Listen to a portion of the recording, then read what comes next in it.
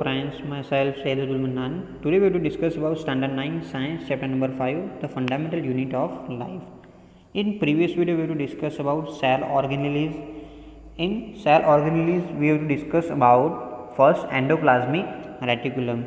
In endoplasmic reticulum basically two parts are divided. Okay.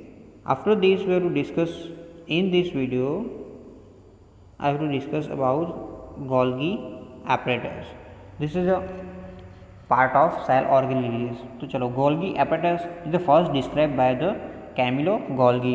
जो Golgi apparatus जो है उसका फर्स्ट डिस्कवर किसने किया था?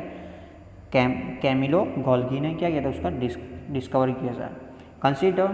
Consist of the system of membrane bound vesicles flattened sacs.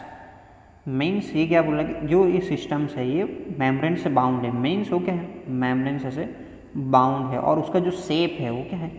Means sac type है. Means ऐसा उसका क्या है? शेप, उसका शेप अवेलेबल है.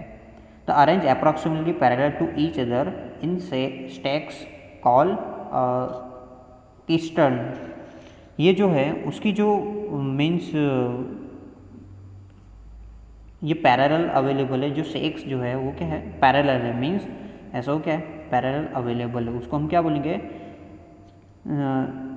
किस्टर्न बोलेंगे. क्या बोलेंगे? उसको हम किस्टर्न बोलेंगे. यहाँ पर आप देख सकते हो इन दिस वीडियो आप गोल्गी apparatus यहाँ पर देख सकते हो.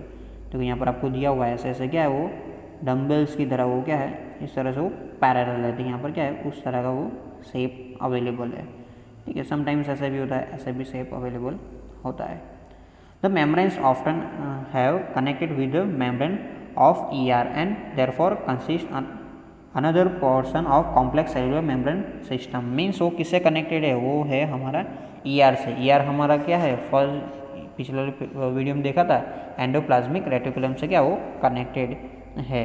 और वो क्या करता है कि उसको एंडोप्लाज्मिक जो रेटिकुलम है वो जो प्रोटीन का प्रोडक्शन कर रहा है, फैट का प्रोडक्शन कर रहा है, तो उसके अंदर वो क्या कर रहा है? बढ़ोतरी कर रहा है. मीन्स उसको कॉम्प्लेक्स बना रहा है. The material synthesize near the ER is packed and dispatched of various target inside the outside the cell through the Golgi apparatus. Means उसका मेन वर्क क्या है? This is a very very most important. जो Golgi apparatus है उसमें से जो ER means endoplasmic reticulum में से जो प्रोटीन है, प्रोटीन तो प्रोड्यूस हो गया या फैट प्रोड्यूस हो गया, तो उसको पैक करना. मीन्स ये प्रोटीन है उसको पैक करना और उसको हमारी बॉडी के डिफरेंट पार्ट के अंदर उसको ट्रांसफ़र करना. ये वर्क कौन कर रहा है? गोल्गी apparatus कर रहा है. और आउटसाइड से कलेक्ट करना और पूरी बॉडी में ट्रांसफ़र करना, ये कौन वर्क कर रहा है? Golgi apparatus. This is a very very most important. उसका ये फंक्शन है. It function include the storage, modification and packaging of the product in vesicles. Means वो क्या करे? स्टोरेज भी कर रहे हैं. मॉडिफिकेशन मीन्स उसमें कोई चीज़ ऐड करना है या उसको निकालना है तो वो भी चीज़ वर्क कर रहा है. और पैकिंग कर रहा है पूरे बॉडी में वो वेसिकल्स के फॉर्म में उसको ट्रांसफ़र कर रहा है. In some cases complex sugar may be made from simple sugar in Golgi apparatus. Means sometimes complex sugar है. कॉम्प्लेक्स शुगर जो बॉडी में अवेलेबल तो उसको सिंपल भी कर रहा है. मीन्स कॉम्प्लेक्स मीन्स ऐसे डिफरेंट वेरी कॉम्प्लेक्स शेप में अवेलेबल तो उसको स्मॉल शेप में वो कन्वर्ट कर रहा है. तो Golgi apparatus is also involve in the formation of lysosomes. ये क्या गोल्गी apparatus है? समटाइम्स वो लाइजोसोम्स भी क्या क्रिएट कर लेते हैं. ये लाइजोसोम्स हम नेक्स्ट टॉपिक वही हमारा है हम देखने वाले हैं. तो गोल्गी apparatus का वर्क क्या है? तो जो ER के साथ फर्स्ट कनेक्टेड है, ER के अंदर से जो प्रोटीन है, फैट्स है, वो जो प्रोड्यूस करता है उसको पूरी बॉडी में ट्रांसफ़र करना. ये किसका वर्क है? गोल्गी apparatus का वर्क है. This is a very very most important. वो स्टोर भी करता है, मॉडिफिकेशन भी करता है और पैकिंग भी करता है. और ये क्या करता है? कॉम्प्लेक्स शुगर को सिंपल शुगर में कन्वर्ट करता है. एंड समटाइम्स गोल्गी apparatus जो है वो लाइजोसोम्स के फॉर्म में भी वो कन्वर्ट हो जाता है, जिससे उसको भी प्रोड्यूस करता है. यहाँ पर आपको दिया हुआ है कि जो गोल्गी कैमिलो के बारे में आपको दिया हुआ है आप पढ़ सकते हो. जो नेक्स्ट टॉपिक है लाइजोसोम्स जो है. तो structurally lysosomes are membrane bound sac filled with digest enzymes. जो लाइजोसोम्स जो है वो अभी आपने देखा होगा सभी जो हमारे सेल ऑर्गेनेलिज जो सेल मेम्ब्रेन बाउंडेड मीन्स उसके बाहर क्या है? मेम्ब्रेन मीन्स आउटसाइड एक लेयर है. और ये जो है लाइजोसोम्स है उसके अंदर क्या है? डाइजेसिव एंजाइम्स मीन्स डाइजेस्ट करने के लिए जो एंजाइम्स जो है वो किसके अंदर अवेलेबल है, lysosomes. This is very most important. उसका क्या है, डाइजेस्ट के जो एंजाइम्स है वो किसके अंदर अवेलेबल है, लाइसोसोम्स में अवेलेबल है। This enzymes are made up by RER means ये कौन प्रोड्यूस करता है, RER मीन्स रफ, जो हमने देखा था ना smooth and rough endoplasmic reticulum means rough endoplasmic reticulum क्या कर उसको प्रोड्यूस करते हैं। Lysosomes are a kind of waste disposal systems of the cell. This help to keep the cell clean by digestive any foreign material as well as the worm out cell organelles means उसका work क्या है, this is a very most important. उसका work क्या है कि जो lysosomes जो है वो जो सेल के अंदर जो वेस्ट अवेलेबल है मीन्स वेस्ट जो है उसको क्या करना है, क्लीन करना, डिस्पोज करना मीन्स आउटसाइड डालना, उसको क्या करें, डाइजेस्ट कर कर उसको क्लीन कराए और digest any foreign material as well as warm outside cell means वो उसको डाइजेस्ट कर कर वो जो वेस्ट है हमारा जो हमारे हार्मफुल है उसको वो आउटसाइड धकेल रहा है। उसका ये वर्क क्या है, लाइसोसोम्स का वर्क है। Foreign materials entering the cell means ऐसा कोई मटेरियल जो हार्मफुल है वो एंटरिंग जो हमारे बॉडी के अंदर उसको भी क्या कर रहा है, वो रिमूव कर रहा है मीन्स उसको किल कर रहा है। सच एज बैक्टीरिया और food as well as old organisms end up in the lysosomes which break complex substance into simple substance means वो क्या कर रहा है कि और ओल्ड वाले जो ऑर्गेनिजेस उसको भी वो क्या कर रहा है, ख़त्म कर रहा है। और जो हमारे लिए जो हार्मफुल है वो जो बाहर से जब फॉरेन मटेरियल्स मीन्स आप फूड से या कोई भी चीज़ से बाहर से ईट करो जो फॉरेन मटेरियल्स या बैक्टीरिया जो एंटर हो रहे हैं तो उसको भी वो किल कर रहा है और वो क्या कर रहे हैं, कॉम्प्लेक्स सब्सटेंस को सिंपल सब्सटेंस में कन्वर्ट भी कर रहा है। Lysosomes are able to do this because they contain powerful digestive enzymes capable to break down all organic materials. ये क्यों कर सकता है कि बिकॉज उसके अंदर डाइजेस्टिव जो एंजाइम्स है उतने कैपेबल है कोई भी चीज़ कोई भी मटेरियल्स है उसको ब्रेक कर सकता है। जो सेल के अंदर जो कोई भी कॉम्प्लेक्स है तो उसको क्या करेगा, सिंपल में कन्वर्ट करके उसको बाहर डालेगा, या कोई भी और फूड है जितना भी है उसको वो क्या कर सकता है, ब्रेक कर सकता है। इसी इतना कैपेबल है इसीलिए वो क्या कर सकता है, ये चीज़ कर सकता है। During the disturbance in cellular metabolism, for example, when the cell gets damaged, lysosomes may burst and the enzyme digests their own cell.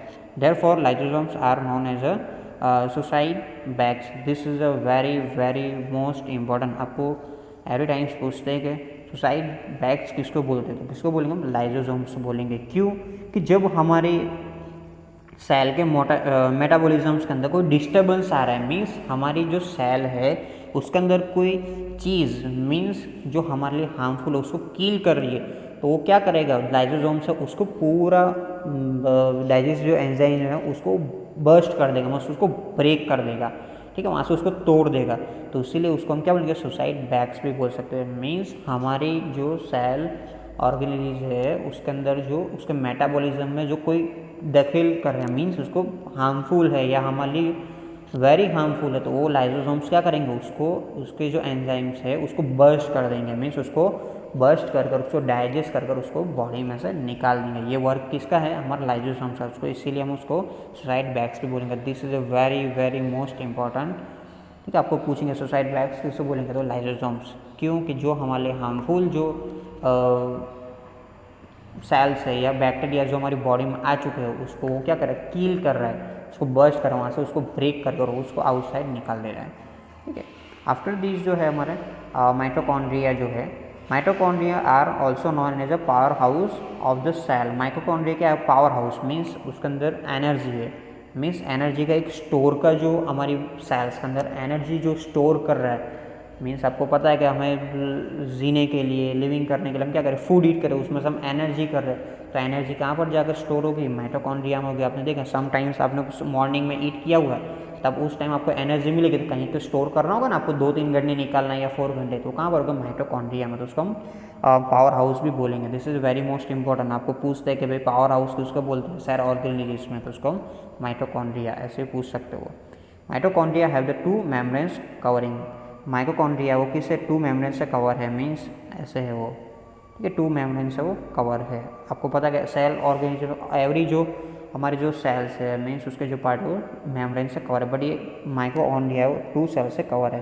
The outer membranes is porous while the inner membrane is deeply folded. Means जो outer membrane, जो outer membrane porous means उसके अंदर holes है, उसके अंदर क्या holes है compare to inside membranes. Mean ये क्या है फोल्डेड, उसके अंदर पोर्स अवेलेबल है, क्या फोल्डेड हो सकता है, बट आउटसाइड का जो लेयर उसके अंदर पोर्स मतलब उसमें होल्स होना, ठीक है।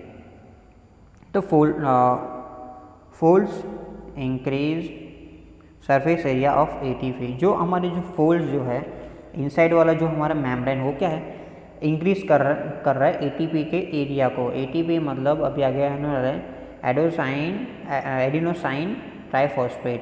मीन्स एटीपी हमारा एनर्जी है, ठीक है, उसके एरिया को क्या कर रहा है बिग कर रहा है, मीन्स माइटोकॉन्ड्रिया को बिग कर रहा है। For ATP generating chemical reaction means उसकी जब जो हमारा इनसाइड वाला जो हमारा मेम्ब्रेन है वो क्या होगा इंक्रीज होगा, तो यहाँ पर सरफेस एरिया पर क्या होगा हमारा केमिकल रिएक्शन होकर एटीपी जनरेट होगा। एटीपी मीन्स एनर्जी हमारा जनरेट होगा, ठीक है। The energy required for the various chemical activity needed for life in release by the mitochondria in form of ATP. Means mitochondria क्या कर रही है वो एनर्जी रिलीज कर रही है, एनर्जी प्रोड्यूस कर रही है। आपको पता है कि एनी सेल्स को या एनी ह्यूमंस को जीने के लिए एनर्जी चाहिए, तो क्या करे माइटोकॉन्ड्रिया क्या है एनर्जी प्रोड्यूस करे, किस फॉर्म में करे ATP. ATP means adenosine triphosphate. This is very most important, आपको फुल फॉर्म पूछा जा सकता है। एटीपी मॉलिक्यूल्स उसके मॉलिक्यूल्स में प्रोड्यूस करती है। ATP is also known as the energy currency of the cell. Means उसको हम एनर्जी करेंसी भी बोल सकते हैं, मीन्स एनर्जी का मेन सोर्स है ये। The body use energy stored in ATP for the making a new chemical compound and for mechanical work। Means ये एनर्जी जो स्टोर हुई है ATP के फॉर्म में, जो हमारी बॉडी है any chemical compound means any chemically through जो हमारा वर्क हमारे बॉडी में हो रहा है उसके लिए भी, और मैकेनिकल वर्क मीन्स हमारे जो वर्क पूरा जो वर्क कर रहे हैं, जैसे हम रनिंग कर रहे हैं, ठीक है, स्पीकिंग कर रहे हैं, लर्निंग कर रही है, जो पूरा वर्क जो मैकेनिकल पूरा हमारा मेटाबॉलिज्म जैसे चल रहा है वो कहाँ से यूज़ करते हैं एनर्जी एटीपी में से यूज़ कर रहे हैं। The mitochondria are strange organelles in the sense that they have their own DNA and ribosomes. Therefore, mitochondria are able to make some of their own proteins. Means mitochondria, this is very most important कि mitochondria है वो strange organelles है और वो खुद का means strange मतलब strong organelles है, और वो क्या करे खुद का ऑन डीएनए है और उसके अंदर राइबोसोम्स भी अवेलेबल है। मीन्स आपको पूछ सकते हैं कि भाई विच ऑर्गेनेलीज हैव ऑन डीएनए, तो माइटोकॉन्ड्रिया उसके अंदर क्या है डीएनए। आपको पता है डीएनए वो क्या प्रोड्यूस करता है प्रोटीन प्रोड्यूस कर सकता है, इसीलिए डीएनए उसके अंदर अवेलेबल है, तो वो अपना खुद का प्रोटीन भी वो प्रोड्यूस कर सकता है। हमने देखा ना डीएनए क्या प्रोड्यूस कर सकता है वो प्रोटीन प्रोड्यूस करता है, तो इसीलिए माइटोकॉन्ड्रिया में डीएनए खुद का डीएनए अवेलेबल है, मीन्स ऑन डीएनए, इसीलिए वो प्रोटीन भी प्रोड्यूस कर सकते हैं। This is a very most important. I hope आप लोग को अंडरस्टैंड आया होगा। If any doubt if any query आप कमेंट्स में डाल सकते हो। Thank you, have a nice day.